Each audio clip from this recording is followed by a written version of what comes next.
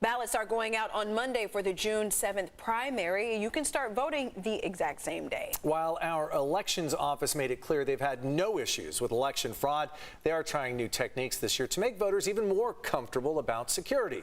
Political reporter Morgan Reiner shows us how. We are heading into our third statewide election since the beginning of the pandemic, and local elections offices are telling me it's safer than ever.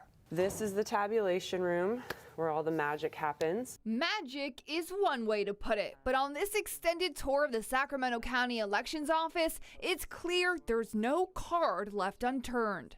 There is a fisheye camera, and it just helps not only for security purposes, but just with the transparency. Janna Haynes told me the live streaming is a pandemic-era invention, so people didn't crowd outside to watch. But she had more poll watchers standing outside of this room in the 2020 election and the recall than ever before. There are a lot of misconceptions or preconceived notions about how this process works, but then when people come here and they view the process, they realize how secure it is. In the previous elections, Republicans have raised unsubstantiated claims of voter fraud and encouraged supporters to monitor ballot counting. We had election integrity reps in all 58 counties around our state. 98.75% of the ballots were being watched by lawyers, staff, and volunteers. So we feel good about the infrastructure that we've built so that we can have successes in November of 2022.